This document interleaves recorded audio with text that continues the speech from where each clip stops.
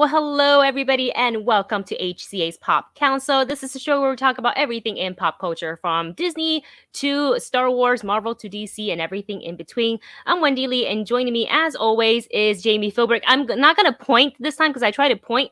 Oh, I would have pointed the right way. My You got co-host, it. Jami Philbrick. Hey guys. Jamie, Hey how Wendy, was how your are you? weekend? Doing Oh, great, as good always. weekend. Yeah, good weekend, and caught up on the Dune. Got to see. I watched both Dunes.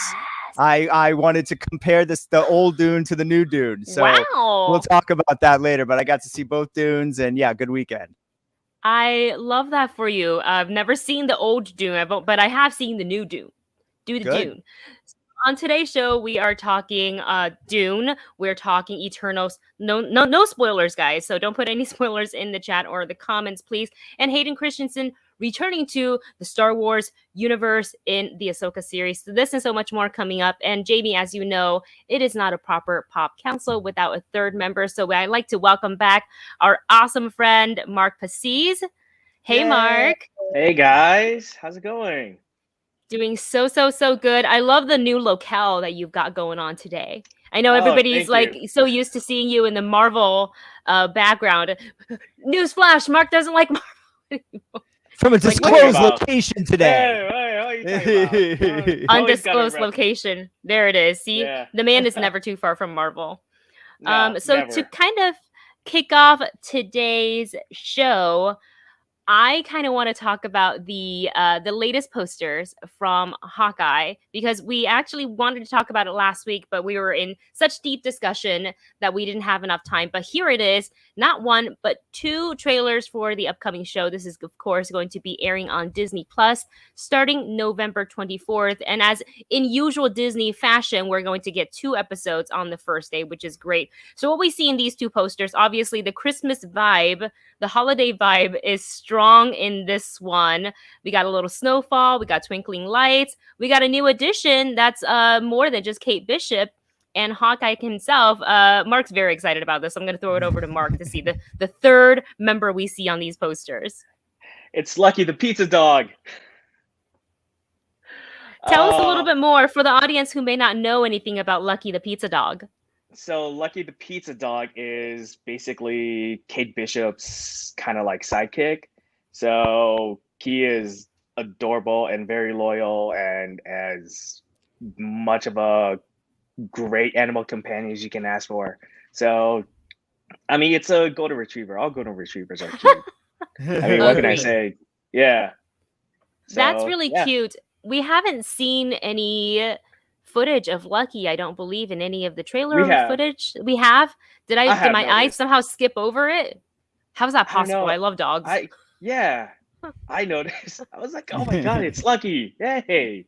In the second That's trailer, I think in the most recent Yeah, trailer. Yeah. exactly. Yeah. Yes, that's absolutely correct. So prior to the show, we were talking about one of the reasons why the both of you kind of got into the comics for this one. Mhm. And Jamie, you were talking about the creator for the comic, who is, I'm losing his name at the Matt Fraction. Yes.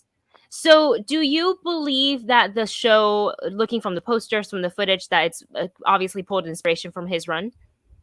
Yeah, I mean, I think as much as any one Marvel thing is taken from one, Marvel Cinematic Universe movie is taken from one specific comic. I mean, even if you look at like Civil War, obviously they made changes based on how it kind of works in the Marvel Cinematic Universe. Even, Iron Man 2, Demon in a Bottle was different than the actual Demon in a Bottle from the comics. So I think to the degree that they take their inspiration from a particular run, they'll take their inspiration clearly with, Lucky and a lot of the other things that we're seeing, Kate Bishop, like they're taking, I think, their cues from the Matt Fraction run. But as Marvel always does, I think that they are open to using things that work in the moment, that work from what they've already set up in the previous films, which is why I was a little surprised that they actually decided to go with the actual Kate Bishop, because it had seemed so clearly that they were setting up Hawkeye's actual daughter in the movies that does not exist in the comic books, played by one of the Russo brothers' daughter, that they were clearly setting her up to be the new Hawkeye. And that was the way I felt, especially with that opening scene in Endgame.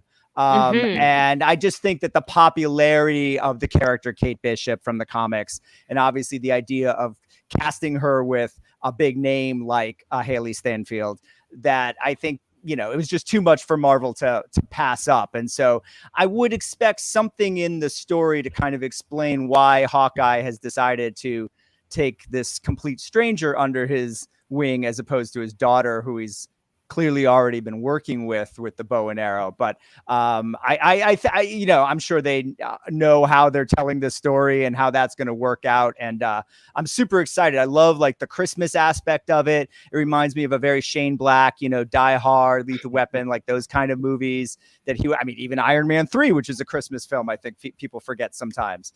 So yeah, Iron Man 3 is a Christmas movie. Okay. So as It Shane really Black's is. films. And so, yeah, I'm excited for the idea of Hawkeye being a Christmas kind of series and having those sort of diehard aspects. It looks great. I mean, the second trailer is awesome.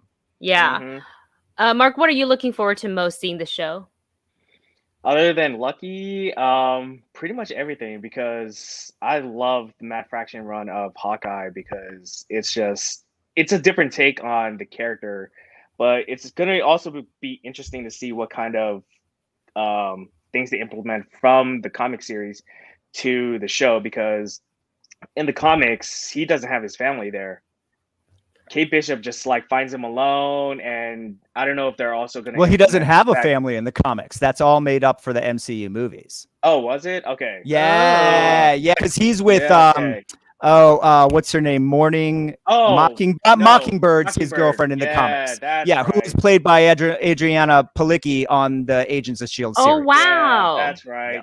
I forgot about that. So the entire like Age of Ultron Hawkeye backstory, I think, was created to make up something for Jeremy Renner that he could actually act in the second Avengers, as opposed to the first Avengers, where I understand he was not happy to just sort of be a zombie through that movie. Right. Yeah. Well, the hero's got his due. The show comes out in just under a month. We're very excited. And my next hard-hitting question to both of you: Die Hard, yes or no Christmas movie? Jamie. Oh, absolutely. 100%. Mark. Yeah. Hell yeah. 100%. Settled right here on Pop Council. Die Hard Christmas movie. There are some people that don't think it is, and I was like, but it happens during Christmas at a Christmas party. So right. But anyways, I just wanted to settle it within the council. All right, Die Hard 2 as well is a Christmas movie. None of the other Die Hards, but 1 and 2 are both Christmas movies. Yeah. No, they're like, that's enough holidays. We'll just the rest of them much. non-holidays.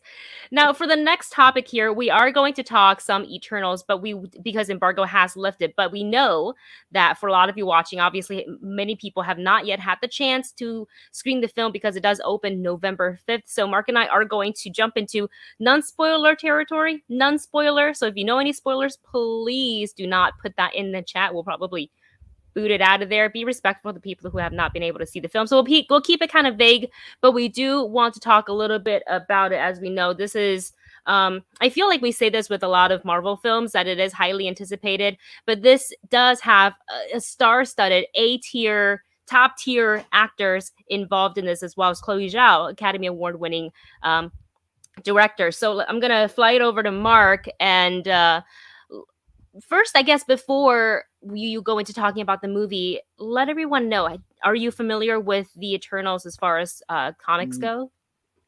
Only the Jack Kirby run, because after Comic-Con, I was just completely didn't know anything about them. So I got a Marvel Unlimited account and read the entire thing. And then as soon as I got to the Neil Gaiman run, life got in the way and I wasn't able to finish it in time before the movie. But yeah, I am very familiar with the Jack Kirby run because I just read it like a few months ago, actually. So yeah. Nice. And that's funny because for me, I had the choice of like, do I go Kirby? Do I go Gaiman? A lot of people actually recommended the Gaiman run. So I finished that one, I think 2 nights before the premiere. And I was like, done. Check. So I'm in the process of digesting the masterpiece that is the masterwork of Kirby for the Eternals. And then after that, I do want to get into the Kieran and Gillen run, which is like the newest one. Yeah, and I believe that has kind of like the current interpretation of the characters. I believe. I don't know. I haven't read it yet. Jami, do you know, have you also kind of familiarized yourself with the Eternals via comic books? Yeah, I mean, I was aware of the Jack Kirby stuff. It was the way it was sort of presented to me as a kid was kind of like his Marvel version of the New Gods, the Darkseid, Apocalypse, and all the characters from DC that he created. So I didn't really get into his when I was young, but when the Neil Gaiman stuff came out, I read that. And my guess is, and I actually haven't seen the film yet, I'm seeing it tonight. My guess is that it's probably more similar to how they did Guardians of the Galaxy, more based on the more recent Neil Gaiman run with homages to the Jack Kirby stuff, is my guess. But maybe Mark or you have a better idea since you've seen the movie, if that's but my guess would be that they're kind of sticking close to the Neil Gaiman. I don't know if what I'm about to say would count as spoilers, but they definitely have nods to the comic books. I think that's as much as I can say without giving you the spoiler before you have the opportunity to see the film. To both runs. Yeah, to both. That would be certainly my guess. moments. That would be my guess. Yeah, because after the movie, Wendy and I talked about it because I didn't read it, Neil Gaiman's run, but she did. She didn't read Jack Kirby's, but I did. So we exchange notes. with each other. Yeah. Yeah. So, Mark, your thoughts overall on Eternals? Eternals is a lot of movie. It is probably the most lore-heavy Marvel movie that you guys will ever watch, which causes, a lot of convolution when it comes to the storyline itself, because there's so much to explain in terms of like all of the characters in the movie that it's a lot. That's why the movie is as long as it is, because there's just so much, and they give every single Eternal something to do. Like, they have their moments to shine. Some may have more screen time than others, but each have their memorable moment to shine in the movie. So yeah, it's a lot of movie, but it is very good. I don't know how Chloe was able to like put everything together in such a coherent fashion, because there's a lot of ways that the movie could have fell apart, but I felt like the way that they seamlessly put everything together was masterful, the way that she did it. So I really enjoyed it. I felt like for me, it was good that I read the comic books, because I was able to familiarize myself with everything. And so that way I don't have to like process everything that I've seen with, everything that I've seen in the movie, because I feel like because of that, it will be divisive between MCU fans, because I feel like there's a lot more information that needs to be absorbed all at once, and there's also, I don't want to say like there's not a lot of action, but there's not a lot of action as opposed to other Marvel movies. But this isn't that kind of film where it's like all action all the time. It's very dialogue driven and story driven and character driven. So I feel like that's what's going to divide fans. And, I guess I'll be on the side that actually like the movie instead of not like the movie. So, yeah, nice. That's it. Yeah. Well done with the non-spoilers, my friend. Did not spoil a single thing. That's what I'm good at. That's what we're about for non-spoiler stuff. So my thoughts, Mark actually said a lot of the points that I really do agree with. Maybe it's because we did talk after the premiere, but it is I will say Marvel's most ambitious film to date. I feel like Eternals, unless you're like one of the very dedicated comic book readers, you may have maybe heard of them in passing. Like when it was first announced, I was like, who are the Eternals? At Comic-Con. Right.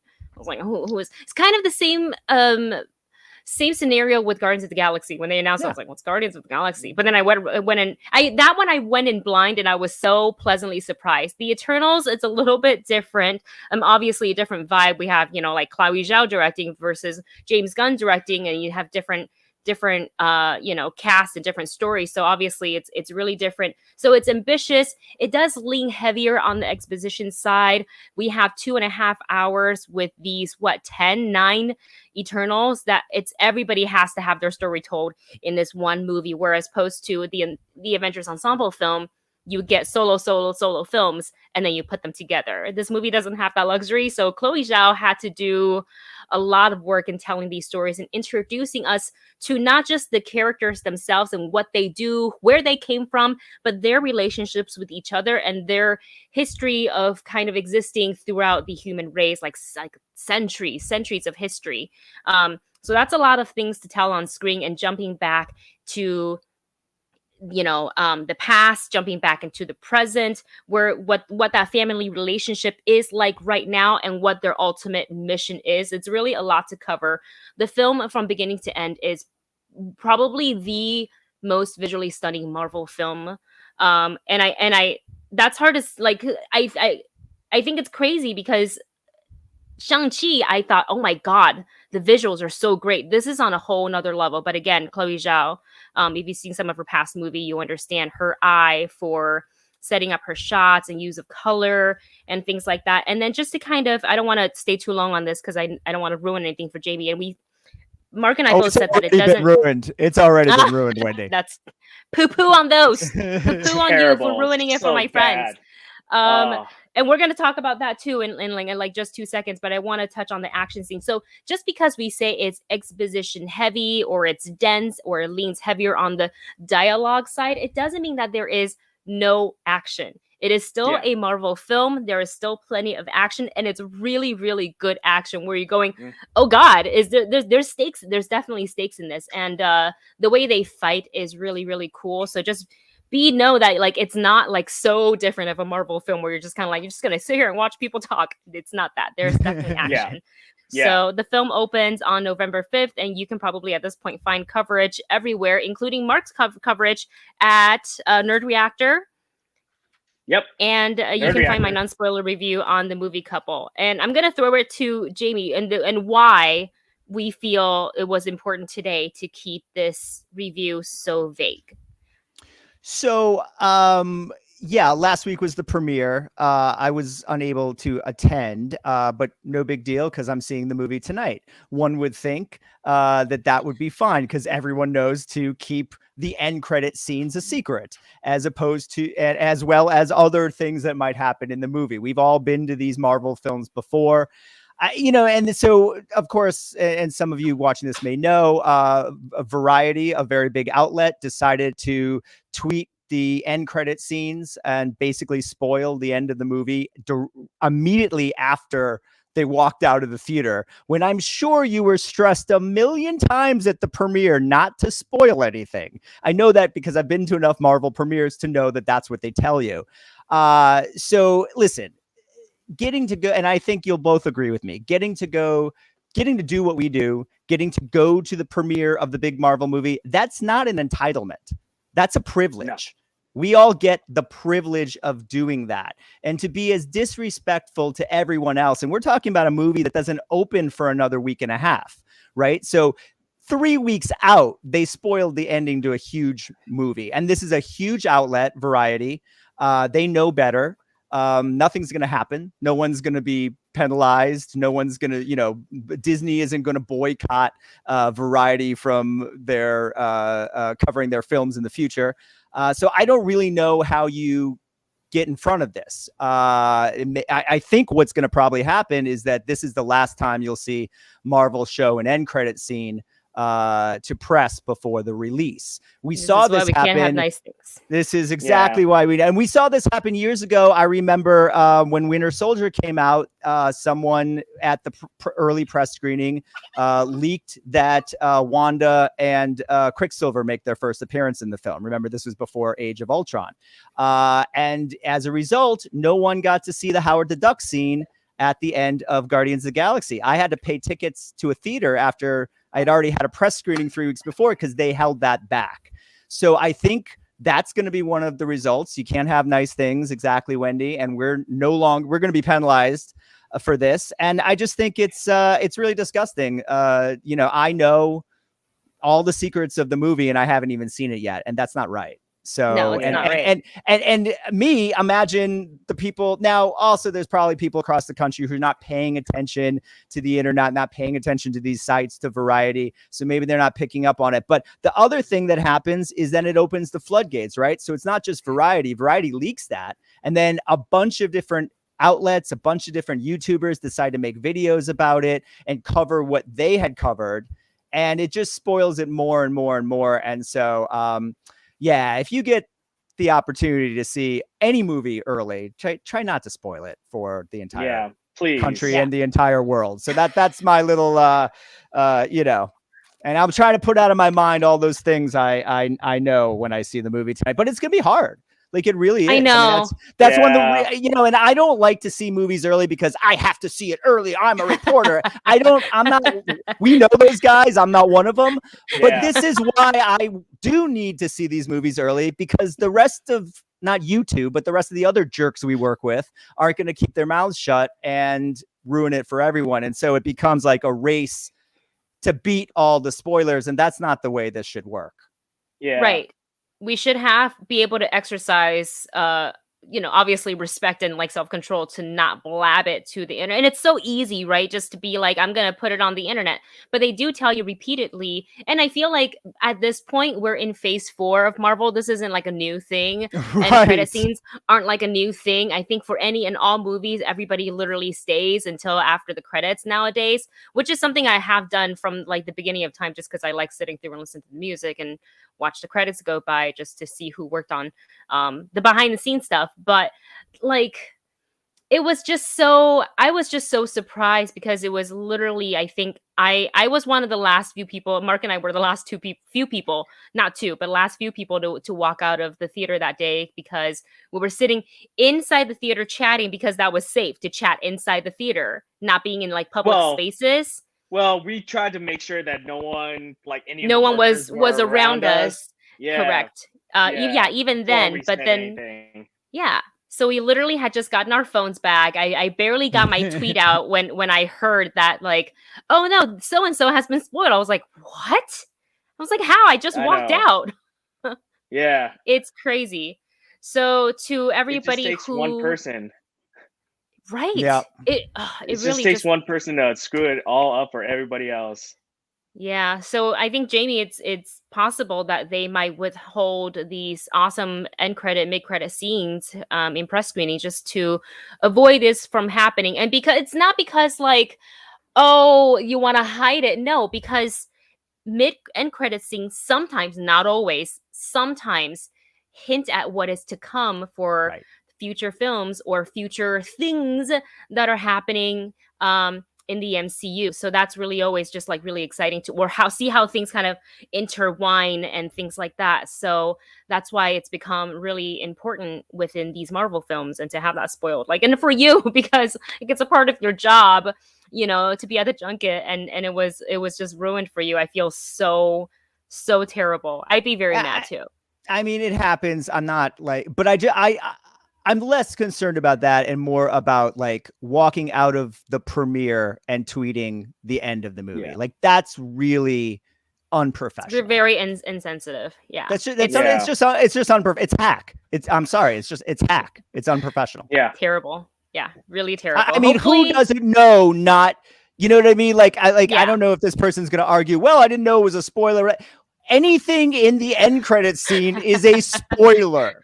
Like it just is. Like, Yeah. Leo drowning is a spoiler. Like I so like I don't know anyone that would say, anyone in the right mind could look at say, me telling the ending of a movie isn't a spoiler. It's ridiculous. Right.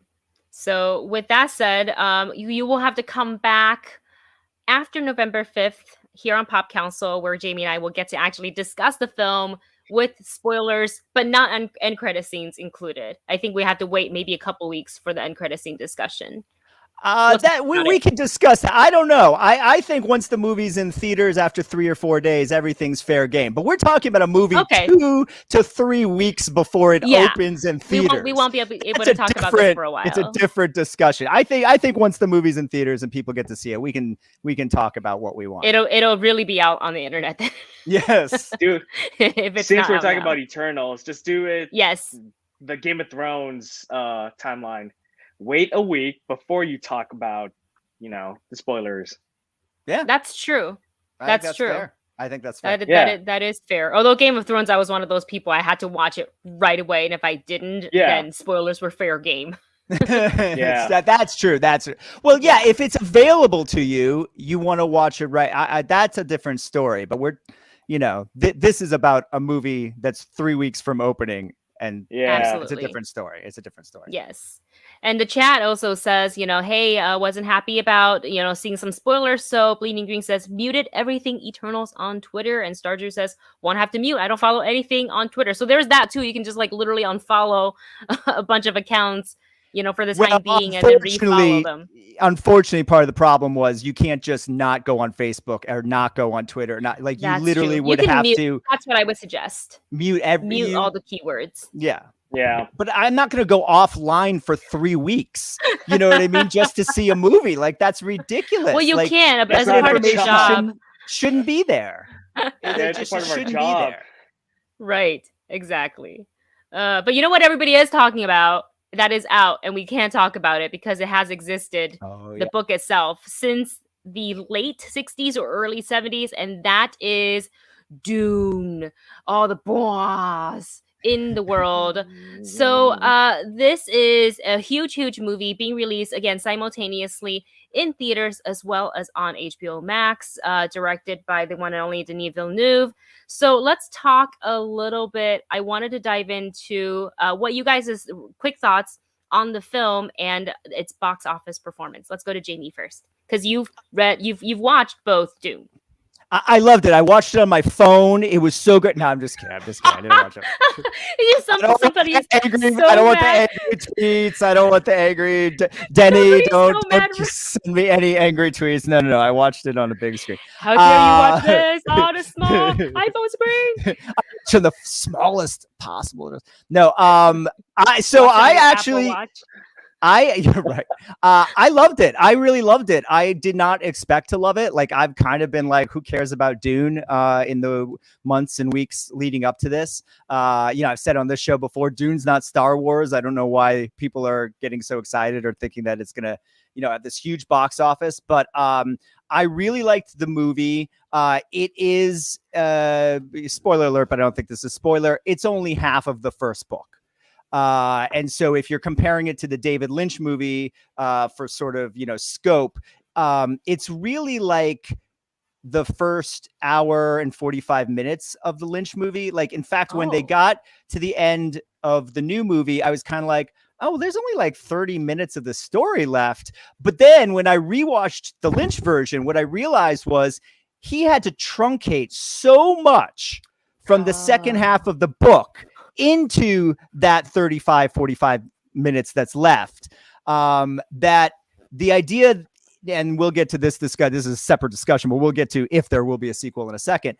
But the idea of having 2.5 hours in the sequel to go over the space that was really forced into this 35 minutes in the Lynch version, that's very exciting, right? I think, they're going to have so much more time to really explore the sister. And, we didn't get to see the Emperor in this one and his daughter, the princess. And, Dune fans know the things I'm saying, the water of life and all that, and we didn't see a lot of worm riding in this one. So but I liked that he really could spend the time with the first half of the film. Like, I didn't feel like it was too drawn out. I thought that it like had a good sort of beginning, middle, and end. You know, and if you go back, if you have no context and you go back and watch the first Star Wars, New Hope, it doesn't feel like a full movie to you now because you know the full story. You know what I mean? So I think the fact that we kind of know the full story from the book and the original movie, then it makes you think like, oh, is this not the full story? But to fresh eyes, I think this film will feel like a full story. Visually, audibly, it's breathtaking. I mean, it's a masterpiece. And then as far as, you know, some of the characters, like Duncan is such a standout character from the book, didn't really get that treatment in the Lynch movie. And really, you know, Momoa is amazing in this. So there's a lot of great performance. I thought Chalamet was, I don't want your tweets on your angry tweets on this. I like Chalamet. I don't get the whole Chalamet thing. Like, I think he's fine, but I don't get like the thing that people go crazy for. But I thought he was really good in this, perfectly cast, right for the role. And then I thought also, because one of the things obviously people always talk about the Lynch movie is all the narration and explanation about all these things. And they had internal monologues, which was a little weird when you're watching the movie because the characters are talking, but their lips aren't moving. You're like, what's going on here? Like, what? And so I thought they did a really good job in this of, you know, a lot of the explanation stuff is within dialogue of the characters or Paul reading sort of a hologram book that explains things. So a lot of the stuff that we needed to know as an audience kind of gets fit in there, which I thought was really good. And then and also I think the actors really portray that inner monologue well, so that they don't necessarily have to hear their thoughts. You kind of get their thoughts through what the actors are doing. So I really enjoyed it. And I hope there will be a sequel. I mean, real quick, I'll give my thoughts on that. I think that, you know, in order to get a sequel, you have to have one of, or possibly two of these three things, which is great reviews, great box office, and a lot of awards. The reviews were, I'd say, fairly good to pretty great. I mean, they're not extraordinary, but you know, pretty positive all around.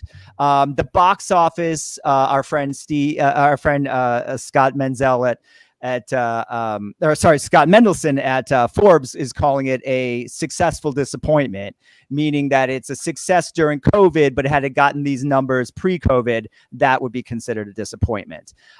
So my thinking at this point, and Scott Menzel, actually, I was talking to him about this over the weekend because I said, do you think this will go the way of Divergent, right? Where they never got to finish the damn series. And his thoughts were, no, because there's only one more they really need to do. I mean, Denny's talked about a third movie being based on the Messiah, the Dune Messiah story. But they really only need to do the second one to finish this. So I think that it's going to really come down to award season. If they get a lot of technical awards, nominations, and win a good amount of them. And I think really they need to get one of the big nominations. They don't need to win it, but they need to get a Best Picture nom or a Best Director nom or both. They don't need to win them, but I think they need to get them to sort of level the prestige for the studio, because you're talking about another $200 million to make the second movie when they only broke even the opening weekend worldwide. It's a bit of a coin toss right now. I think if they do well during awards season, we'll definitely see a second film because they want to stay. You know, Warner Brothers wants to stay with Denis. But if it doesn't, you know, if it gets kind of lost during awards season, and if it cools off and doesn't sort of stay steady the next couple of weeks, which will be hard to do with Eternals coming out, then it could go the way and not get a sequel. But I think the Warner Brothers wants to do it, but they're just going to need a little extra push, either awards wise or something to where they can, you know, if the box office isn't fantastic, they can kind of make excuses why they need to do the second one.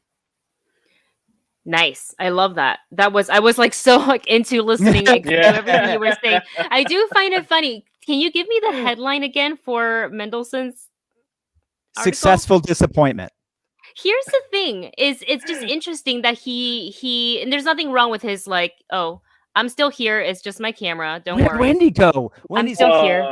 We're dealing with some I'm- technical difficulties. We'll be back with you in a second, folks. I'm in the There sandworm. we go. I'm in the sandworm. I'm just gonna change up my camera real quick and use the crappier one.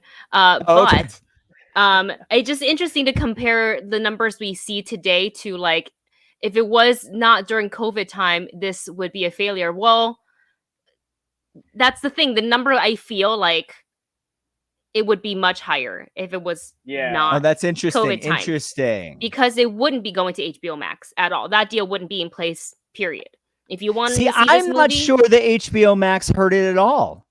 I'm not sure there's any evidence that HBO Max has really heard any of the films of this slate. You know, I mean, I think there's an argument to say that this was a week. Warner Brothers had a week 2021 to begin with. I don't know. I thought that like a lot of people kind of just in my circles were very much looking forward to Dune. Some of them have read the book, some of them haven't read the book. And I got a bunch of text messages last night. Oh my gosh, I saw it. Oh my gosh, I saw it. And all of them actually went out to the theaters to do this. And these are the people that have been very choosy with their when to go out and be in the big crowd. So it's interesting. Mark, your thoughts on the potential of this film getting a sequel? Well, first, I thought it was pretty ballsy, especially during, well, I guess they did film it before COVID, but I thought it was ballsy to create a movie where you're expecting, hopefully, a part 2. But I thought that, you know, for this kind of book, I've never read the book, but I've heard many people who have read the book say that it's very, very, very dense and it's hard to adapt a book in one movie. So it wasn't really that surprised that they split it up into 2 films, but I just thought that, you know, they could have done a Star Wars New Hope route where they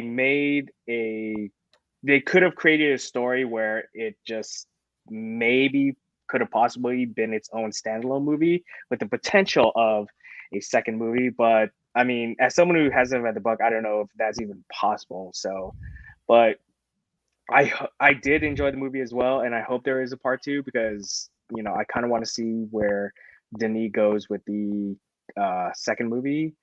But hopefully that, you know, Warner Brothers does get that push, and I think it will get a bunch of award nominations, especially from us. I think we will, as a critics group, will nominate that for a lot of the big categories. So yeah, it's pretty much hopefully they do. Yeah, same. I mean, I'm invested at this point. I need a part 2. Please make it happen. Stream it on HBO because we don't know, again, those numbers. It's weird to like, we don't really have, at least I don't have a grasp on like how they calculate that and how that factors into the box office. But I really would love to see a part 2. And you're right, it is kind of ballsy because like in the opening title, it literally says Dune Part 1. Right. And you're just like, wait, oh yeah. I mean, we knew that going in that it's only halfway through the book, but like, what if we don't get the second one? So this film opened to 40.1 million at domestic box office, and I believe globally it has earned just a little bit more than 202 million. I say that's not too shabby. I mean, the reported cost of the movie was 200 mil, which we all know means it's closer to 250, 300 with you know, all the advertising they put in. And they put in a lot of advertising. I'm not even sure if they did break even quite yet. But I don't think it's certainly by no means a terrible opening weekend, but it's not an incredible opening weekend either. Right. You know what I mean? Right. Like and so it's going to depend, I think, on how it does in the next few weeks. They are looking at it, I think, globally as opposed to domestically, which is going to be good for them because it clearly made more worldwide than it did in the US. Right. So I think it, you know, it really depends on if it can stay steady next week and not have a huge drop until Eternals comes. I think that's good. But I really think, you know, to save face, the studio really needs a heavy awards season. And quite frankly, I think they're going at it very strong. I think the awards team at Warner Brothers is working very strong on Dune. So Yeah. It could happen. It could happen. And I feel like this is going to get some sort of awards nod as well. Like I can see it definitely for score, visual effects, sound mixing probably, Oh, yeah. cinematography, director. Like I Mhm. can see a lot Yep. of potential Director, for this best film picture. because and I would even say some of the the actors as well. Costuming Yeah. for Oh, sure. costume. yeah. Yeah.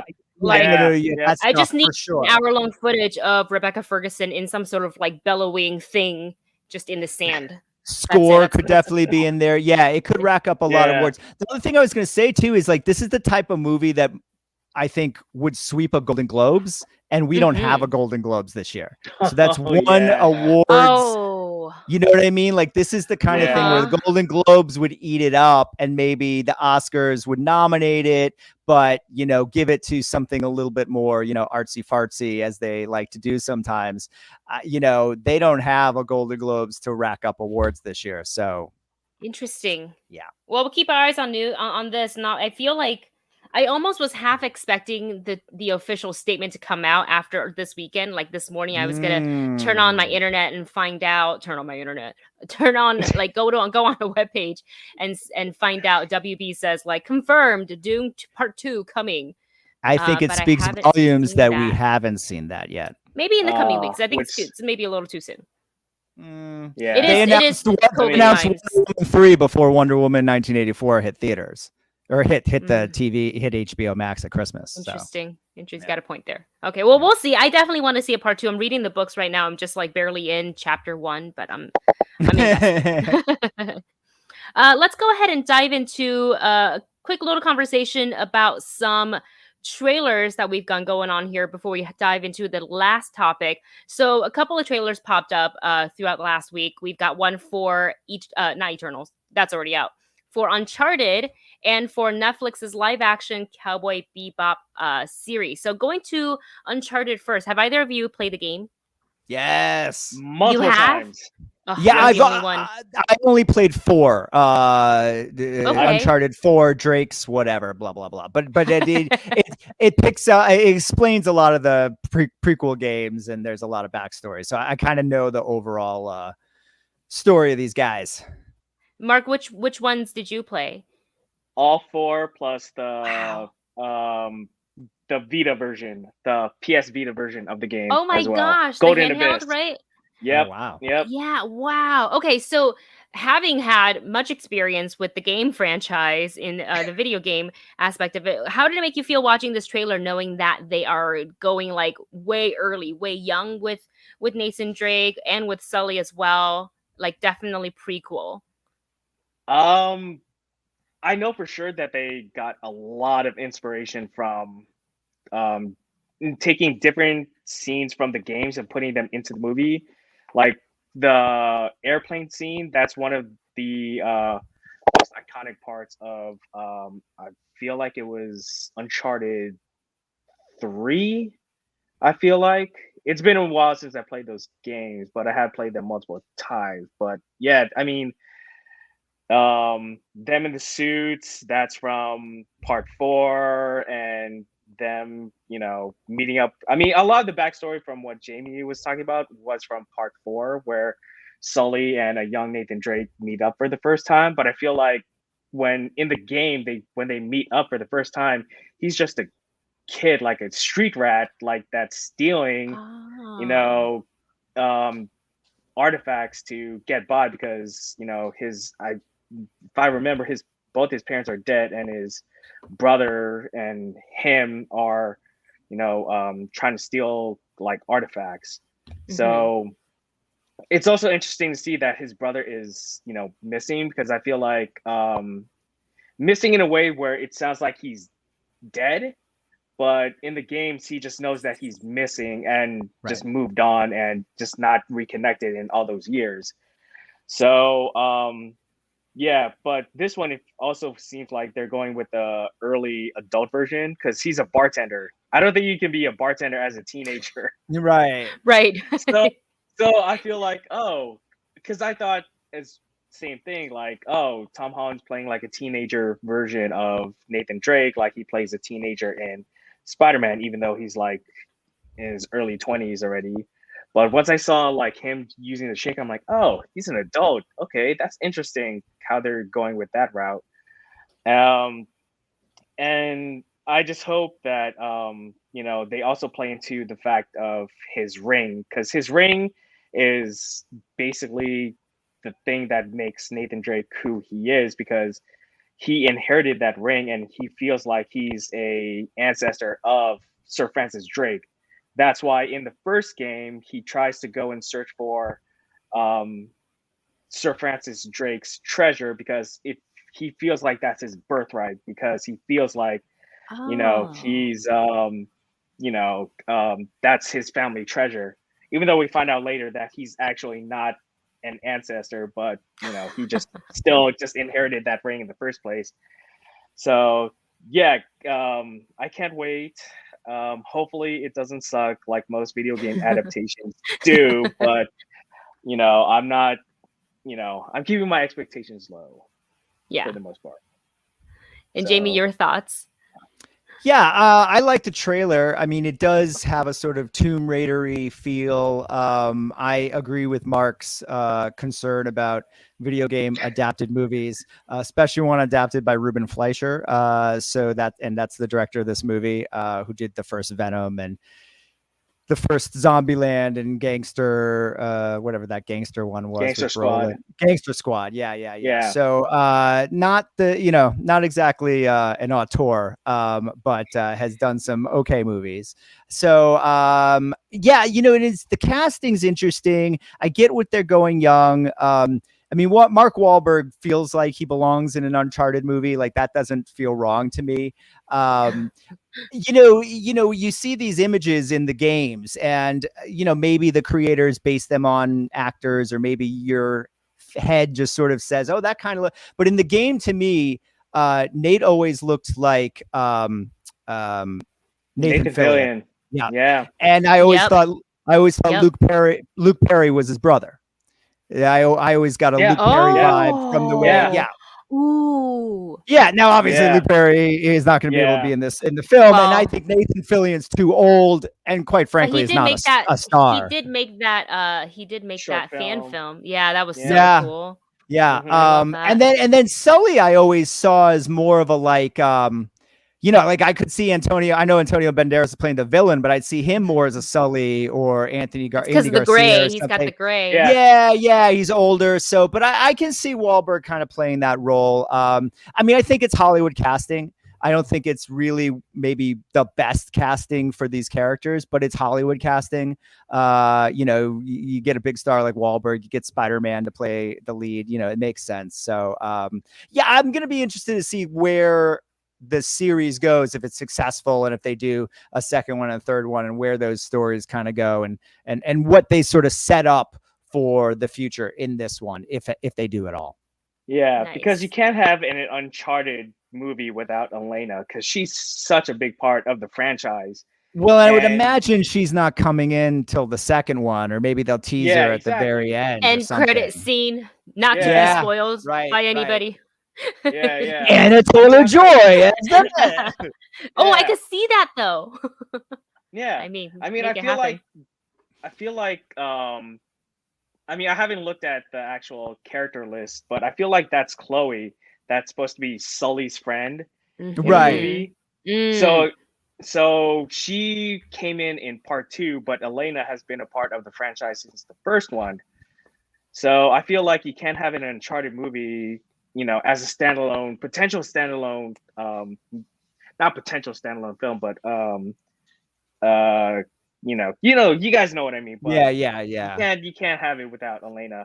And don't forget that Mark Wahlberg has been connected to Uncharted's like cinematic adaptation for years now, since the David O. Russell days, when he was attached to, direct it, and Mark Wahlberg was supposed to be Nathan Drake, and they got Robert De Niro, and I think they were trying to get Joe Pesci to play like his uncle. I mean, reading it, that was probably dodged a bullet there, considering what David O. Russell was doing with the story. But I'm it's going to be interesting to see what he does as Sully, especially without the mustache too, because that's also a big part of who Sully is visually, as opposed Yeah. to the clean shaven look that Wahlberg is going for. That's kind of like the very similar comments that I've been seeing on the internet when the trailer dropped, was that even though we are aware that they are obviously younger versions of themselves, I think it was hard to kind of grasp the concept of like, this is this character because you've played, with these characters in video games looking a certain way for so long. So we will see when the film comes out. I am glad that they're giving us an Uncharted film. I like the people that are in it. I think their work is fantastic. I also feel a little bit weird about the casting. Like, I couldn't not it was hard for me to convince myself to see Tom Holland as Nathan Drake, as young Nathan Drake. It's just because that video game image of Nathan Drake has been so ingrained in our heads, no matter whether you play the game or you haven't, like, it. So we'll see how this shapes up when the film comes out. And then moving on to our final topic, I know we're a little short on time, but we got to get into a little Star Wars talk, because Hayden Christensen is going to be coming back into the Star Wars universe. We're so excited for this. He has, I believe, been confirmed to appear in the Obi-Wan series, and now it looks like he may also be appearing in the Ahsoka live action series. So this could be in flashbacks where we can go all the way back to maybe, like, imagine seeing Hayden Christensen in the Clone Wars with the armor and everything. Like, that's a costume that we haven't seen in live action. That would be cool to see. So we could see that. We could see him as a Force ghost potentially, or we could see him as Vader. What are you guys' thoughts? Going to Jami first. What's your thoughts of Hayden Christensen now finally coming back, reprising his role as Anakin Skywalker and or Darth Vader? Yeah, I mean, it's great. I think it's great. I'm not completely, a little surprised, but not shocked. I mean, I think we probably could have guessed that this would maybe happen. We knew they're doing an Ahsoka series, and we know that he's doing the Obi-Wan series. So, yeah, I think that would be awesome. Yeah, could he be? I guess it depends when the Ahsoka series is set. I suppose if it's set during the Mandalorian time period that we've seen her in, then yeah, he would appear as a Force ghost if he appeared. And that would be super interesting, because then he could be like good Anakin again and not like the Darth Vader. You know what I mean? Because in theory, he's, already helped Luke, and, we're past the end of Return of the Jedi. So that would be really interesting. But I think it would also be great to see him, if there are flashbacks. I mean, I'm assuming that this is a forward moving story, that it takes place sort of around the time we saw her in Mandalorian, and we go forward in the timeline. But maybe it's a prequel, maybe it's a forward timeline with flashbacks. I don't know. If it does kind of go back to that period, I mean, I think it would be super interesting to see all three periods, right? So like when he was good Anakin before, Order 66, and he was helping her, training her. Although I think Rosario, we'd have to get another actress, because Rosario would be too old, I think, to play Ahsoka young.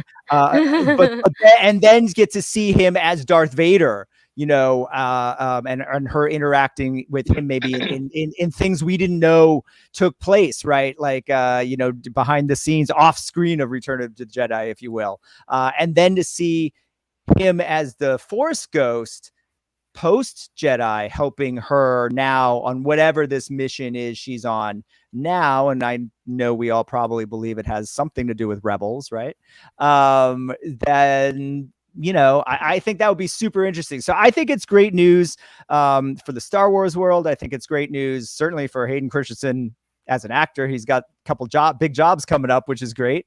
And I know that there's probably, as an actor, a bit, he's taken a lot of flack over the years for his performance in the prequels.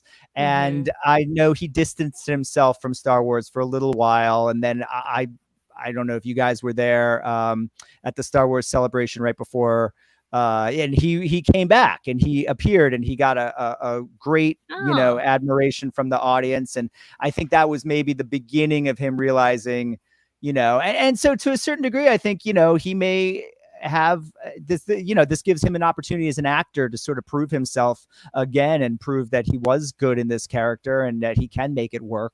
So I think it's a great opportunity for everybody. I hope the fans will be open to it. And going to Mark, what is the one scene, like just in your headcanon, that would blow your mind if you saw in with him appearing in Ahsoka? Like, would you want to see him as a Force Ghost? Would you rather see him as a Vader? I mean, I would love to see a live action moments taking place during Clone Wars where, Yes. Anakin is taking care of, Ahsoka, because the reason why Clone Wars was so good because of that interaction between, Ahsoka and Anakin, because that's like that's the same kind of relationship that Obi-Wan and Anakin have, but Anakin is now, passing on that kind of same relationship to Ahsoka. So I would love to see, even though he wouldn't be, like Jami said, like acting opposite Rosario Dawson, I would love to see, that, interactions between those two done in live action form as opposed to animated form. But yeah, I mean anything involving those two characters together is just gonna blow my mind either way. It doesn't matter what it is. It's just whether he's a Force Ghost as Vader, because remember at the end of, spoiler alert, at the end of Clone Wars, Vader finds both Ahsoka's lightsabers, in the sand, and not in the sand, but in the snow. In like the snow, right? Yeah, and I feel like that happened in such an open-ended way that they could potentially use that as a jumping point for potential storylines in the Ahsoka series. Ooh, you're just giving me so many ideas of things that I would love to see. Like, what if, because you know how like with Jedi sometimes they get visions, or because they're so connected to the Force they dream things. What if Ahsoka dreams of back that moment, and then we cut to live action though, like Vader picking up the lights. Oh God. We can see the Ahsoka Clone Wars lightsabers in live action as well. It's gonna happen. It's gotta happen. Oh my gosh, I can't wait. Well, this is really exciting. We'll definitely be keeping our eyes on more Hayden Christensen news, being involved in both Ahsoka and Obi-Wan Kenobi right here on the Pop Council podcast. And I want to thank both of our council members today, Jami and Mark, for all of your time and a great fun conversation. Going over to Mark first, where can everybody find your work and your social media? You can find me at nerdreactor.com, and all my socials are at right there at Pac-Man NR7. Yeah, I can't, same thing as you. I don't know where I'm pointing, whether or not it's going to be accurate or not. So it's like, wait, no, that way. Because it's mirrored. Yeah. And Jami, oh, sorry, go ahead, Mark. I'm sorry. No, that was it. All the Marvel stuff, go to Mark. He is an expert. He literally, I won't say what he texted me, but I had questions about certain things that we saw in the Eternals, and he went to his Marvel encyclopedia and was like here's everything we need to know. I was like, whoa. that was pretty cool. And Jami, where can we find you on social? Oh, you can find me on Instagram and Twitter at Philbrick, and Facebook at my name. And you can find me also at my name, this business. Yes, I found it. It's pointed in the right direction. This business right here at Wendy Lee Szany on Twitter and Instagram. On YouTube is The Movie Couple, where you can find trailer reactions and movie reviews. And of course, thank all of you for tuning in today on this lovely yet rainy Monday here in LA. You can also find a bunch of other shows right here on the network. We have coming up on Wednesday, The Lone Box with Tessa and Jonita. We have Horrifically Horrifying.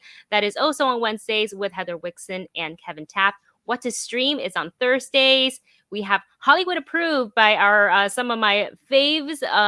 Let's see, I lost my space here. Hosted by Yell and Kristen. What's Trending in Hollywood on Friday, hosted by the one and only Scott Menzel. And of course, 2 new after shows. We have the morning show after show, and we also have Jami is a part of this, the Foundation after show as well. Tell us a little bit about Foundation, Jami. Yeah, before we Foundation's go? new series on Apple Plus TV, based, not unlike Dune, based on the beloved science fiction novels by Isaac Asimov, and it's great. We're going into, I believe this will be episode 7 this week. 10 episodes. I host. You can find it on our channel at HCA on Fridays at 12:01 a.m. Pacific time and 3:01 a.m. Eastern time. So you can watch the episode that drops at 10 p.m. and then watch the after show right after that with myself, Nikki Fowler, and with Yale Teagle. Yay! All right, guys, that's all from us today. We will catch you guys next week on Pop Council. Bye, everyone.